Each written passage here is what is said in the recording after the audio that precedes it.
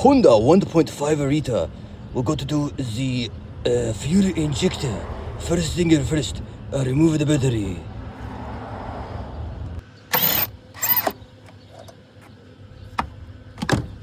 Put this thing up and move it off of the battery cable tied on the strip. You do this by just being very firm with your pulling. Maybe two hands might help better. Then when you have the cable tied on the strip, you remove the battery, like so. Disconnect the battery safely. Next step is to undo the hose clamps and move them back so that you can remove the hoses, like so. You take a pair of pliers and you put them on the thing, and you go like this, and squeeze and move it back. Do this for both of these, and maybe even these two, so you can move the hose. Next, we are going to remove this hose. Undo this strap here, and that one right there. This goes to the throttle body. Remove those two. Remove the hose for better access. Now that you have the throttle body intake tube out, you have to remove 4 bolts. You can see them there. You have a port number 1, port number 2, port number 3, port number 4. Loosen the throttle body and wiggle it loose from the air intake manifold. So let's do that now. These are the 10mm bolts. Best to use an extension on a ratchet. Now that you have your throttle body removed, loosened, I disconnected the throttle body sensor wire harness thingy over here. Now we are going to come to the intake manifold. We're going to undo this clip. It opens from, I believe, this side. Do not break it. You're going to remove this hose. You're going to remove this hose, and you're going to remove 1, 2, 3. 1, 2, 3 hoses. Remove these 3 hoses. Use a needle nose plier to remove the hoses, and this one use a pick to remove. Okay, this clip right here. You pry this and lift up, and it comes out. Next, you have to remove the fuel thingy over here. Lift up like so, and this thing come out like so. Then you need to press the green.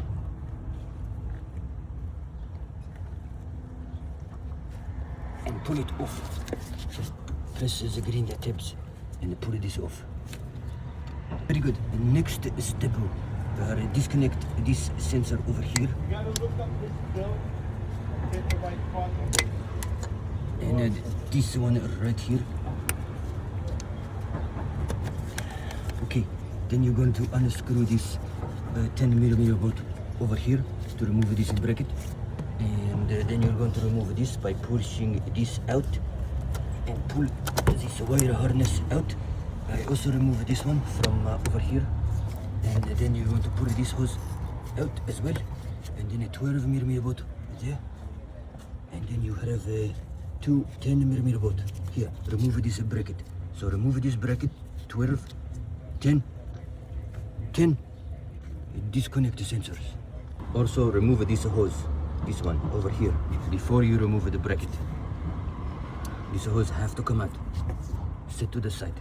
Now you have access to this 10mm bolt for this bracket. Remove this 10mm bolt and remove the bracket. Then when you are done removing the bolt, you're going to use a neural plier to remove 1, 2 clips to remove this insulation of the intake manifold. These clips have 4 thingies you have to push. 1 here, 1 here, and 2 on the side. Very good to use a pick and just push tension down. You push one side, other side, the third side, and the 3 side. So 1 side, the 2 side, 3 side, 4 side. Push it down. Same here. Then you have these which clip onto the fuel rail, I believe. You just pull out. Good job.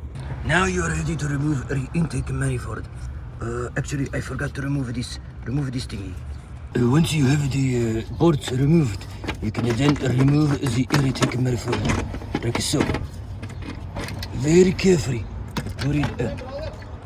Once you have the air intake manifold removed, you're going to remove this bracket right here. a 10mm, and it two 10mm bolts, 10mm, 10mm. Then you're going to remove the Furer connection, 19mm. When you have this removed, put a rag for Fuer spillage.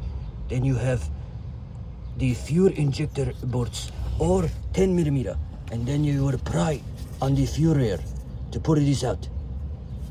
Let's do it.